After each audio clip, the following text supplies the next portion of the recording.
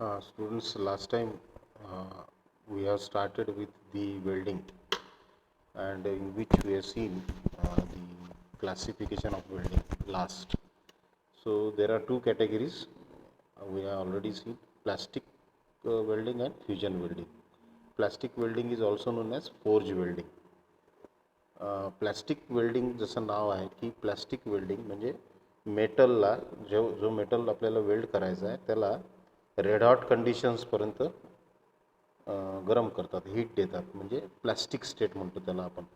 It is known as plastic state of metal.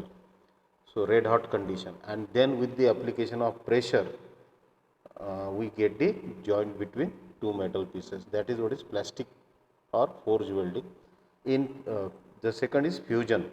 So most of the type of welding processes are fusion welding, where we want we will melt the metal with the help application of heat. The two metal pieces to be joined are melted with the help application of heat, आणि ते melt झालेले दोन metal piece आपण जवळ आणून त्याला जोडतो, आणि after solidification we can get a joint between the two metal pieces. So that is known as fusion welding. So in fusion we melt the metal. In plastic we used to heat the metal to its plastic state, red hot condition. So हे आपण मागच्या वेळेस पाहिलं होतं. We have seen the processes, oxy fuel gas welding processes. There are 4 types. Arc welding processes, there are 10 types. Arc welding processes, electric arc we produce. Then resistance welding processes are there. Then the solid state welding processes are there. In forge welding we can say friction welding, explosive welding. So these are the solid state welding processes.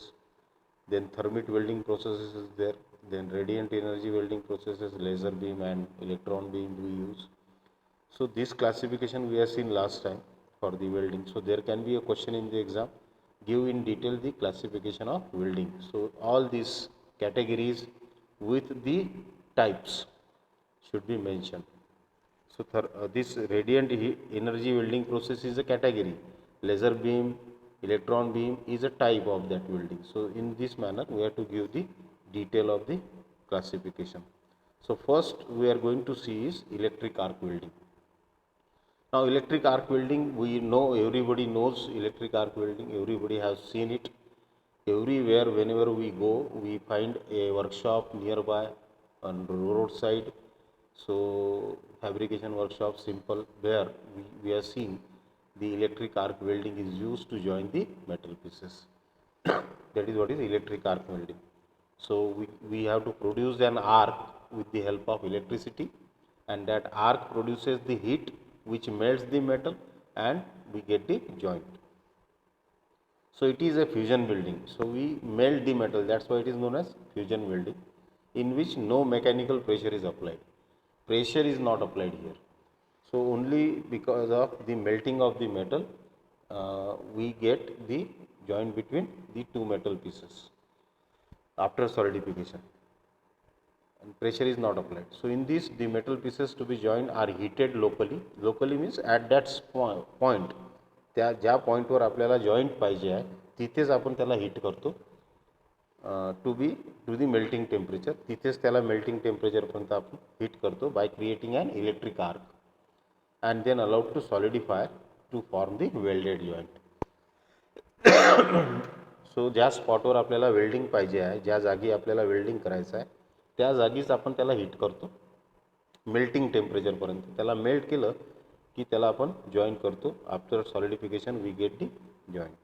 In some cases only the metal of the pieces to be join is made to form the joint, while in the other additional metal is provided. आपण पाहतो की जे दोन metal जोडायचे आहेत ते दोन metal melt करून आपण जोडू शकतो. कधी कधी त्याच्यात ॲडिशनल मेटल पण आपण जसं इलेक्ट्रोड आहे, जो इलेक्ट्रोडच्या साहाय्याने आपण आर्क निर्माण करतो, तो इलेक्ट्रोड म्हणजे तिसरा मेटल जो त्याच्यात जाऊन बसतो, जो त्याच्यात यूज होतो वेल्डिंगमध्ये, that is known as filler metal. जे दोन मेटल जोडायचे आहेत that are known as parent metal, आणि जो तिसरा मेटल इलेक्ट्रोडच्या साहाय्याने त्याच्यामध्ये ॲड होतो आहे that is known as filler metal. So the other additional metal is provided by melting the wire into the weld metal. So काही ठिकाणी जसं इनर्ट गॅस वेल्डिंग आहे, मेटल आर्क वेल्डिंग आहे, त्याच्यामध्ये मेटल यूज करतात, तिसरा मेटल, आणि तो वायरच्या स्वरूपात असतो, त्याला तो पण मेल्ट होतो आणि तो त्या वेल्डिंगमध्ये जाऊन बसतो. The weld metal obtain from the work pieces is known as parent metal. जो मेटल आपल्याला जोडायचे आहेत दोन, त्याला पॅरंट मेटल म्हणतात. आणि जो ॲडिशनल मेटल आहे, जो तिसरा मेटल आहे, त्याच्यामध्ये टाकतो आपण वायरच्या सहाय्याने किंवा इलेक्ट्रोडच्या सहाय्याने, that is known as filler metal. So this is important. Filler metal is the third metal to be added. Parent metals are the two metal pieces to be joined. In this additional material is provided by a core wire of the electrode in cases of metal arc welding, and by a filler rod in case of carbon arc welding. So carbon arc वेल्डिंगमध्ये तो filler रॉडच्या सहाय्याने आपण use करतो, आणि metal arc वेल्डिंगमध्ये सरळ सरळ मेटलची wire असते, ती त्याच्यामध्ये कन्झ्युम होते, त्याच्यामध्ये वितळवली जाते, त्याच्यामध्ये मेल्ट होते आणि त्याच्यात जाऊन बसते. So there are two types of electric arc welding methods, two kinds. First is metallic arc welding and second is carbon arc welding. So first we will see metal arc welding. In this process, a metal electrode is used and the arc is maintained between this electrode and the workpiece, which respectively form the two terminals. आता आपण जे नेहमी पाहतो रस्त्याने, that is what is metal arc welding. याच्यामध्ये काय असतं की एक इलेक्ट्रोड ज्याच्या सहाय्याने जो आपण टच केला त्या मेटलला, ज्याला आपल्याला जोडायचा आहे, तर त्याच्यामध्ये एक आर्क निघतो. तो आर्क, त्या आर्कच्या सहाय्याने हीट जनरेट होते आणि त्या हीटच्या सहाय्याने तो मेटल मेल्ट होतो. So in this process, metal electrode is used and the arc is maintained between the electrode and the workpiece. So जिथे जिथे आपल्याला वेल्डिंग करायची आहे तिथपर्यंत तो आर्क आपल्याला मेंटेन ठेवावा लागतो आणि त्याच्या सहाय्याने ते आपण मेल्ट करू शकतो. सो मेटल आणि वर्कपीस आणि इलेक्ट्रोड हे दोन टर्मिनल्स, पॉझिटिव्ह आणि negative. So sometimes electrode is positive, sometimes electrode is negative, sometimes metal is positive. So that polarity we'll see in detail, straight polarity आणि reverse polarity. कधी electrode positive असतो तर कधी metal negative असतो. कधी जो metal जोडायचा आहे तो पॉझिटिव्ह असतो, तो इलेक्ट्रोड निगेटिव्ह असतो. So that will see in detail. The electrode use can be either bare or coated type. आता जो इलेक्ट्रोड आपण यूज करतो वेल्डिंगसाठी, तो एक तर बेअर असतो. बेअर म्हणजे त्याच्यावर कोणत्याही प्रकारचं कोटिंग नसतं, तो सरळ मेटल असतो, तिसरा मेटल जो ॲड करायचा आहे तो. किंवा कोटेड टाईप. कोटेड म्हणजे त्याच्यावर कोटिंग दिलेलं असतं. तुम्ही पाहिलं असेल मेटल जो इलेक्ट्रोड जो असतो त्याच्यावर एक कोटिंग असते. ते कोटिंग म्हणजे काय असते? ते कोटिंग म्हणजे फ्लक्स असतो. फ्लक्स म्हणजे जसं आपण मेल्ट करतो मेटलला, तो temperature is very high and because of that temperature the atmospheric gases जे ॲटमॉस्फिअरमध्ये आहेत ते तिथं रिॲक्ट करू शकतात. तिथं तो वेल्डेड जॉईंट जो आहे तो खराब करू शकतात, ऑक्सिडेशन होऊ शकते. आणि म्हणून हा जो इलेक्ट्रोडवरचं जे कोटिंग आहे ते तिथं वितळलं की त्याच्यामुळे काही गॅसेस फॉर्म होतील. ते gases will act as a shield म्हणजे कवर. ते कवर करून टाकतील त्या जागेला, आणि बाहेरचा जो ऑक्सिजन आहे किंवा अदर गॅसेस आहेत ॲटमॉस्फिअरमधले, त्याला तो तिथपर्यंत पोचू देणार नाही. So to keep that welding safe from the oxidation or other reactions, we use coated electrodes. That is beneficial always. So electrode used can be either bare or coated type. Bare electrodes have the same or nearly the same composition of that of parent metal. जो bare electrode असतो तो फक्त metal असतो, त्याच्यावर काही coating वगैरे राहत नाही. तर तो मेटल कोणता असतो? जो मेटल तोच असतो जो आपल्याला जोडायचा आहे, तसाच कॉम्पोजिशन त्याचं असतं. आणि म्हणून वेल्ड जॉईंट जो आहे तो चांगला एकसारखा आणि चांगला कॉम्पोजिशनचा मिळाला पाहिजे, स्ट्रॉंग मिळाला पाहिजे, म्हणून इलेक्ट्रोड आपण त्याच मेटलचा यूज करतो. They have the disadvantage that the surfaces may be getting subjected to oxidation. Bare इलेक्ट्रोडमध्ये फ्लक्सेस नसतात. फ्लक्सेस म्हणजे त्याच्यावर काही कोटिंग नसते केमिकलचं. ते कोटिंग नसल्यामुळं ऑक्सिडेशन होऊ शकते.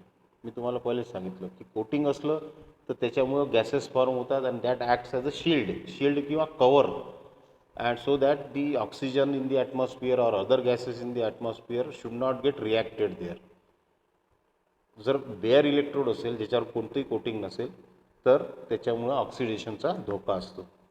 Coated electrodes may either have a light coating of same material or which prevents the surface from being oxidise or may carry strong coating of flux. Flux किंवा chemicals ज्याला म्हणतो आपण, ते फ्लक्स कोणत्या कोणत्या प्रकारचे आहेत ते पण आपण पाहू. तर ते कोटिंग गॅसेस फॉर्म होतं ते वितळल्यामुळं आणि त्याच्यामुळं ते ऑक्सिडेशनपासून वाचतं. For welding of ferrous metals, the core of the electrode is usually made up of mild steel and the coating around it made such that it acts as a flux as well as provide the necessary constituents to the weld metal. आपण जे साधारण welding पाहतो जे MS म्हणजे mild steel जे आपण use करतो वेगवेगळ्या फॅब्रिकेशनमध्ये वेगवेगळ्या वर्कशॉपमध्ये, तर त्या माइल्ड स्टीलला जोडण्यासाठी जो इलेक्ट्रोड बनलेला असतो तो माइल्ड स्टीलचाच असतो. त्याचा खालचा आतमधला जो मेटल असतो तुम्ही पाहिलं असेल, एक अशी मेटलचा रॉड असतो आणि त्याच्यावर कोटिंग दिलेलं असते. ते कोटिंग म्हणजे काय, तो फ्लक्स. तो फ्लक्स जो आहे तो to protect the joint from the oxidation. Arc welding principle, shielded metal arc. The principle of shielded metal arc welding consists of establishing an electric arc between metal electrode and the workpiece to be welded. So कसं केलं जातं हे, याचं principal काय की workpiece ज्याला जोडायचा आहे तो वर्कपीस आणि इलेक्ट्रोड या दोन याच्यामध्ये आपल्याला आर्क फॉर्म करावा लागतो. तो आर्कमुळं हीट जनरेट होते आणि त्याच्यामुळं मेटल मेल्ट होतो. The arc can be described as a stream of incandescent vapor which acts as a conducting medium of electric current from one terminal to the other to complete the circuit. जो arc आहे त्याच्या through ते electric circuit complete होते, positive negative. The electric current has a fairly high voltage to overcome the extra resistance offered by the vapour. त्याच्यात खूप high voltage असते आणि म्हणून जो आर्क आहे जो गॅसेस मीडियमचा, कारण इलेक्ट्रोड आपण पहिले मेटलला टच करतो आणि थोडासा असा मागे घेतो. जो जर टच करून ठेवला तर आर्क फॉर्मच होणार नाही. आर्क म्हणजे काय, arc is the light passing through that flame passing through the gases medium. So the arc can be describe as a stream of incandescent vapour. म्हणजे त्याची एक स्ट्रीम किंवा लाईन असते इनकॅन्डिसंट वेपरची, which acts as a conducting medium for electric current from one terminal to the other. The electric current has a fairly high voltage to overcome the extra resistance offered by the vapour. The metal of the workpiece to be joint is called as base metal or parent metal. जो metal जोडायचा आहे त्याला base metal किंवा parent metal म्हणतात. And that provided by the electrode is known as filler metal. जे दोन metal piece जोडायचे आहेत ते झाले पॅरेंट मेटल. जो मेटल जोडायचा आहे तो पॅरेंट मेटल किंवा बेस मेटल. आणि ज्याच्या साहाय्याने जोडायचा आहे जो इलेक्ट्रोड आपण यूज करतो त्याला म्हणतो आपण फिलर मेटल, तिसरा मेटल जो ॲड करतो आपण. So this is arc welding operation shown. Here you can see the base metal. हा बेस मेटल आहे किंवा पॅरेंट मेटल आहे. हा इलेक्ट्रोड आहे, याच्या साहाय्याने आपण इथे आर्क जनरेट करतो. आर्क जनरेट झाला, इथे हा मेटल मेल्ट होतो. आता इथे जे गड्डा पडलेला आहे असा याला आर्क क्रेटर म्हणतो आपण. हा क्रेटर तयार होतो. तर हा क्रेटर जो आहे हा पण कंट्रोल करावा लागतो वेल्डरला, नाही तर इथे हा डिफेक्ट येऊ शकतो, गड्डा येऊ शकतो. तर हा क्रेटर किती असला पाहिजे, काय असला पाहिजे, किती जवळ तो इलेक्ट्रोड त्याच्या नेला पाहिजे, हे सगळं त्या वेल्डरला शिकावं लागतं, ते स्किल असावं लागतं. So this is the electrode. This is the core wire that is made up of the metal. Then there is a coating of flux on this shown. Then gases shield. ही जे shield आहे तर gases shield, हे shield कशामुळे निर्माण होते, because of the flux, because of the coating on the electrode. Then drops of metal being deposited. इथं हे metal जे जाऊन बसणार आहे इलेक्ट्रोडच्या साहाय्याने त्याचे हे ड्रॉप्स तिथं जाऊन बसणार आहेत. याला म्हणतो आपण बीड किंवा स्लॅग. स्लॅग म्हणजे because of the melting of the flux the gases is formed and the slag is formed. slag एक प्रकारचं लिक्विड ज्याच्यामुळं तो वेल्ड जो आहे तो प्रोटेक्टेड राहतो ऑक्सिजनपासून किंवा अदर गॅसेसपासून. This is solidified weld metal. हा असा या direction of travel of welding is shown ॲरोली, पुढे पुढे जातो आहे. आणि हे एवढं पेनिट्रेशन आहे, पेनिट्रेशन म्हणजे तेवढं सरफेस आपण वितळवलेलं आहे. So this is what is the diagram for arc welding operation. The metal electrode is coated with flux which performs the following function. जो मेटल इलेक्ट्रोड आहे फ्लक्सनी कोट केलेला, त्याच्यावर कोटिंग केलेला, त्याला खालचे हे जे दिलेले आहे ते फॉलोइंग फंक्शन्स इट इज. पहिला, it produces a gas which provides a shield around the arc to protect it from atmosphere. मी तुम्हाला पहिले सांगितलं की जो कोटिंग आपण इलेक्ट्रोडवर दिलेला आहे तो फ्लक्स हीट एनर्जीमुळं वितळतो, त्याची स्लॅग फॉर्म होते आणि गॅस फॉर्म होतो. तो gas it acts as a cover or a shield to protect the metal from the atmosphere. It forms slag by mixing with impurities of the molten metal and thus refines the metal. मेटलला refine पण करतं. Slag जो आहे तो form होतो, त्यातली impurities मेटलमधली ती पण त्या स्लॅगसोबत निघून जाते. द स्लॅग बिंग लायटर, तो हलका असतो slag, floats over the surface of the molten metal, तो वर तरंगतो मोल्टन मेटलच्या. And on solidification forms a thin layer over the weldment. त्या वेल्डमेंटवर एक थिन लेअर अशी येते which helps in gradual and uniform cooling of weld.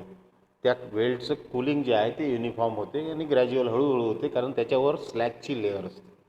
And prevents its oxidation from during cooling. कूलिंगच्या वेळेस वेल्डिंग संपल्यावरही जेव्हा वेल्ड कूल होत असतो तेव्हा काही तिथं गॅस नसतो. वेल्डिंगच्या वेळेस गॅस निर्माण होतो, पण तेव्हा ते स्लॅग असतं.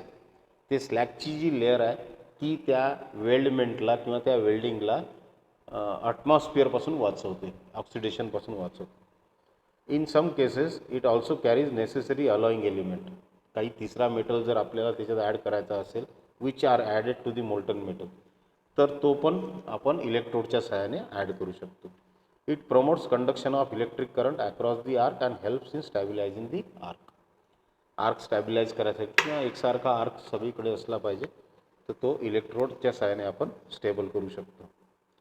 It also helps in controlling the Beed shape by providing necessary material for this purpose. जो बीड आहे किंवा हा जो सरफेस आहे वरचा दिसते आहे, तर याचा जी लेअर आहे ही पण आपण इलेक्ट्रोडच्या सहाय्याने कंट्रोल करू शकतो.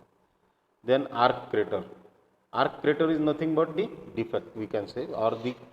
आता हा इथं क्रेटर निर्माण होणारच आहे, पण हा क्रेटर किती असला पाहिजे आणि वेल्डनंतर वेल्डिंग झाल्यानंतर दिसलाही नाही पाहिजे, तिथं मटेरियल आलं पाहिजे. हे इलेक्ट्रिशियन, तो जो इलेक्ट्रोड वेल्डिंग आहे, इलेक्ट्रिक वेल्डिंग करणारा आहे, वेल्डर आहे, त्याचं स्किल असते. जर हे राहिलं तर it gets a defect. This term refers to the depression caused by the penetration of electric arc into the parent metal. जसं आपण इलेक्ट्रिक आर्क त्या पॅरेंट मेटलवर पेनिट्रेट करतो किंवा तिथं फॉर्म करतो, त्याच्यामुळं काय होते की क्रेटर तयार होते, तिथचं मटेरियल मेल्ट होते आणि तिथं गड्डा पडतो. इट्स डेप्थ, त्याची जी खोली आहे, depends on the thickness of the parent. तो पॅरेंट मेटल किती थिक आहे त्याच्यावरती डिपेंड राहते. By observing this crater depth a welder can have an idea of arc penetration during the welding. हा किती डेप्थचा आर्क आपल्याला पाहिजे आहे, क्रेटर पाहिजे आहे, हे पाहून तो इलेक्ट्रोड किती जवळ न्यायचा, किती त्याला इन्सर्ट करायचा आहे वेल्डिंगच्या वेळेस, हे तो वेल्डर ठरवू शकतो. It should however be noted that if such a depression remains in the bead. असं जर काही गड्डा वेल्डिंग नंतरही राहिला after welding, the same is considered as defect. तो नंतर नाही राहिला पाहिजे, वेल्डिंग झाल्यावर तो दिसला नाही पाहिजे, तिथे असला तर it is termed as defect in the welding. This defect crater occurs when an arc is broken. Arc जर ब्रेक झाला मधात तर अशा टाईपचा क्रेटर येऊ शकतो. Care should therefore be exercised during welding to prevent the occurrence of such defect. तर त्या वेल्डरला तशी केअर घेणं आवश्यक आहे की असा डिफेक्ट यायला नको. आता arc welding in detail. Both AC and DC currents, alternate current and direct current can be use for arc welding. When DC arc welding is to be employed, the current is generated by a DC generator. आता DC generator जे आहे हे आपण इलेक्ट्रिकच्या साहाय्याने पण चालू शकतो किंवा फ्युएलच्या, जसं पेट्रोल डिझेलनी पण आपण ते रन करू शकतो. This generator can be driven by means of electric motor or by means of petrol or diesel engine.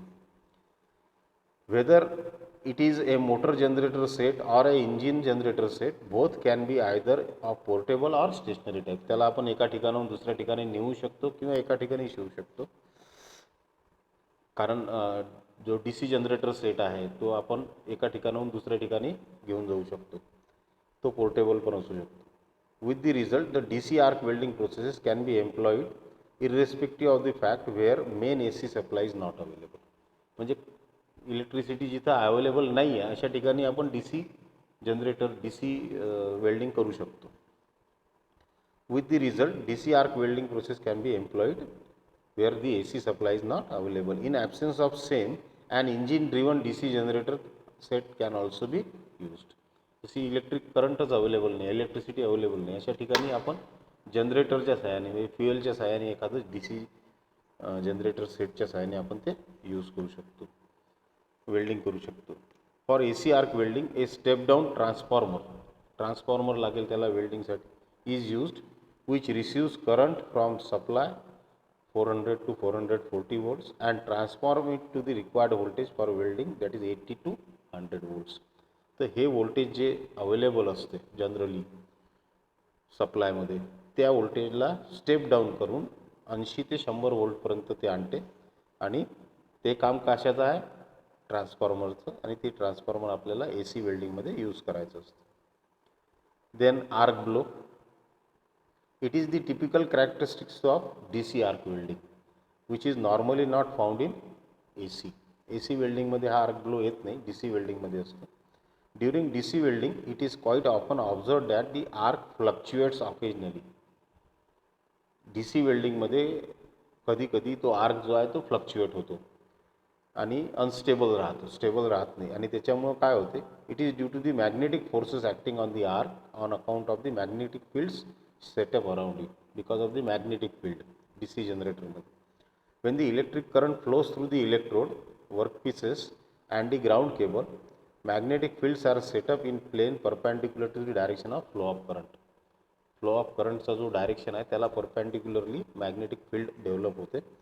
When these magnetic fields around the electrode or the workpieces are unbalanced, they tend to bend the arc away from its intended path. आर्कला ते disturb करू शकतात आणि मग that will result in to arc blow, the magnetic field. This deflection of the arc from its intended path is called as arc blow. कशामुळं, magnetic फील्डमुळे. This effect is more pronounced where there is greater concentration of magnetic fields. That is where there is more crowding of lines of magnetic flux causing a greater magnetic force to act on the arc to deflect it from the normal path. जो arc आहे तो disturb होऊन जाईल, तो unstable राहील. Since this concentration is always more on the ends of, chances of arc blow are always greater at the beginning and at the end of the weld. सुरू करताना किंवा संपवताना याची चान्सेस जास्त असतात. The reason of this phenomena being presently mainly the DC welding is that due to the fixed polarity, the induced magnetic fields are constant in direction. Polarity is fixed here. In AC welding, there is no fixed polarity. Direction of current flows go on changing. Therefore, there is no constant direction of magnetic fields and hence no chances of arc blow. So AC मध्ये magnetic fields तेवढा concentrated राहत नाही आणि म्हणून arc blow येत नाही.